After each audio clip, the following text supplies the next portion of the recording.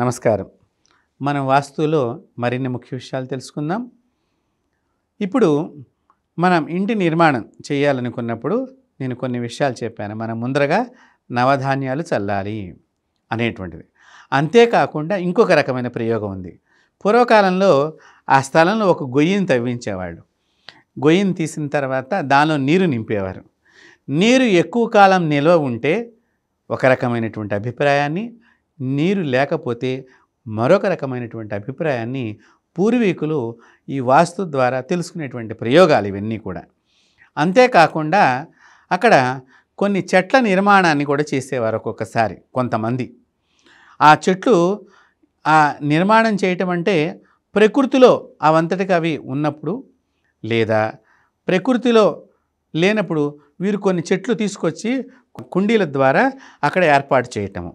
ఆ చేసినప్పుడు ఆ చెట్టు యొక్క శోభ, ఇప్పుడు పువ్వుల చెట్టు పెట్టామనుకోండి, పువ్వులు మరింతగా పెరిగినాయి అనుకోండి, ఆ చుట్టుపక్కలంతా కూడా మంచి వాతావరణం ఉన్నట్లుగా, మంచి శోభాయమానంగా కనిపిస్తున్నట్లుగా భావన చేసేవారు. కాబట్టి ఇలా అనేక ప్రయోగాల ద్వారా మన పూర్వీకులు ఆ స్థలాన్ని శుభప్రదమైందా, లక్ష్మీప్రదమైందా కాదా అనేటువంటి విషయాల్ని తెలుసుకుని, అయితే ఇప్పుడు ఇవన్నీ మేము తెలియచేస్తున్నాము. ఇప్పుడు మీరు కూడా ఇవన్నీ చేస్తారు, మీకు కూడా అర్థమవుతుంది. కానీ దైవశక్తితోనే ఇవన్నీ చూడగలుగుతారు.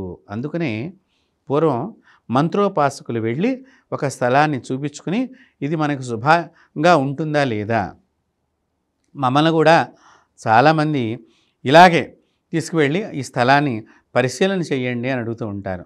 వాళ్ళు అనుకుంటారు, గురువుగారు బాగాలేదని చెప్పారు, ఈ స్థలం తూర్పు రోడ్డు ఉంది, ఉత్తరం రోడ్డు ఉంది, మంచిగా బ్రహ్మాండంగా కనిపిస్తోంది, కాస్ట్లీ రేపొద్దున అమ్మేస్తే 10 కోట్ల రూపాయలు లాభంగా మనకు ఉంటుంది, కానీ వద్దంటున్నారు అని అనుకుంటారు. కానీ అక్కడ శోభ ఉండాలి, లక్ష్మీప్రదం కావాలి ఆ స్థలం.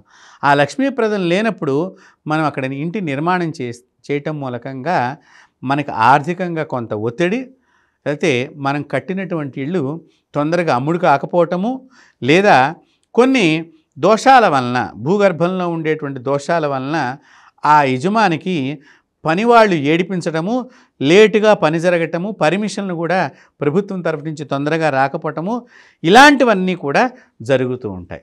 మీరు భూమి పైన చూస్తూ ఉంటారు, ఈశాన్యం రోడ్డు ఉన్నది, తూర్పు రోడ్డు ఉన్నది, చక్కగా మంచిగా స్కూల్ దగ్గర, ఇలాగా మనం ఆలోచన చేస్తాం. కానీ స్థలం లోపల బలం ఉందా లేదా అనేది గురువులు మాత్రమే చూడగలుగుతారు.